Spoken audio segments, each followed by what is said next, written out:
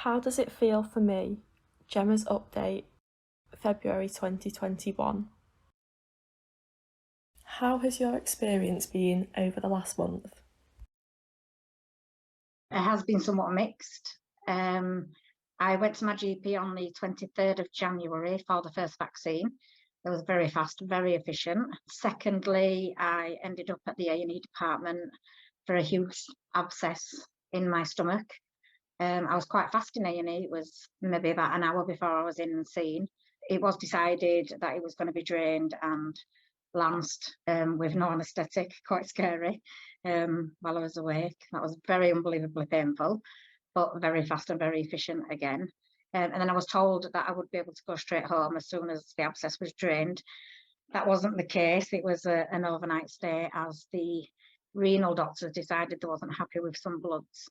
The downside of that was I never saw anybody from the renal department. They just passed on to the surgeon that they wanted to keep me in. I wasn't sure what bloods they was unhappy with, and so that was kind of a bit upsetting, thinking I was going home and then to be told, no, now you're going to have to stay in.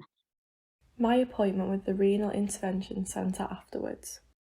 I wasn't aware at all what I was going for. I just got a phone call after being discharged from St James saying, could I go and attend the renal intervention centre, as my function had dropped quite low during the infection in my stomach. They took some bloods and blood gases and said I was due for a review with the doctor. And she just said that some of my blood gases were quite high, but they think that my body's been getting used to going higher over a period of time. So my body's now used to being the blood's quite acidic. She said they don't want to start any new medicines or put me on anything different or change any of the doses, but she'd rather me wait until the bloods came back just to be sure there's nothing they want to change. So that was kind of frustrating because I was just sat in the department for 4 hours.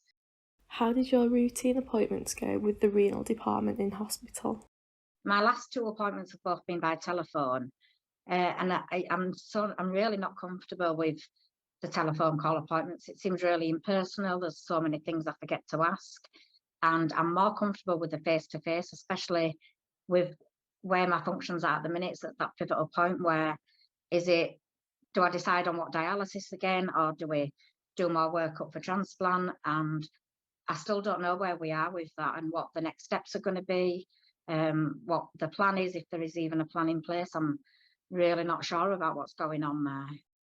Do you feel you have been involved in decisions about your care? No, not to a massive degree, no, not at all. I mean, I don't think there's been many decisions being made, and if there is, I've not been aware of any of them. I don't know where I am in terms of kidney function, kidney workup. I've not seen the transplant coordinator about the options of dialysis again. It's been kind of 8.5 years since I first discussed dialysis, and a lot of that I've kind of forgot what the process is and the different types of dialysis. So I want to know kind of everything that is going to be going on, is going to be happening, and what the next stages and the next steps are. But at the minute, I don't know anything at all. I prefer to know sort of in advance what's going on, what they're thinking, what their plan is, and be as much as involved as possible. So I can make decisions as well about what I think is best for myself and what my options are. Did the services communicate with each other? To a degree sometimes, but it's too far, it's too long that it takes to contact and speak to each other. And in some services, I don't think they talk to each other at all. Like the diabetes team and my GP, they kind of don't, they liaise with each other about what's going on, which only takes a couple of weeks, but the renal team and my GP, that kind of takes maybe a month, 2 months, for my GP to know what exactly is going on with the renal side of things. And by that point, I've already had another appointment with the renal team, so they're kind of a month behind, maybe 6 weeks behind, knowing what's going on. And then I'm seeing my GP and they're not knowing what's been started here, and then I'm getting asked for proof about medicines. If renal team have changed it, my GP knows nothing about it and just assumes I'm ordering more medicines than I need because the renal team have increased them. If you could have changed one thing to make your experience better this month, what would it be? Following on from an appointment with my GP for a tennis ball sized lump in my stomach, which was quite hard, very, very painful. They sent me up to general surgery ward to the surgical assessment unit. The surgeon decided that it's best to lance it and drain all the abscess out. So he did that pretty quick, within about 10 minutes. That was done. It was drained. It felt so much better. And on a surgical side, they was happy for me to be discharged and to go home. But after consultation with the renal team decided it would be better to stay in to monitor my bloods again the next day, because there was some bloods they wasn't happy with. But that was just passed on to the surgeon to let me know.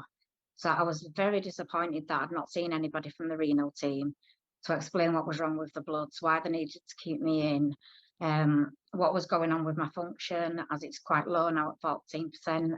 So it would be better if I was spoken to directly by the relevant team that are making the decisions about what they think I should be doing.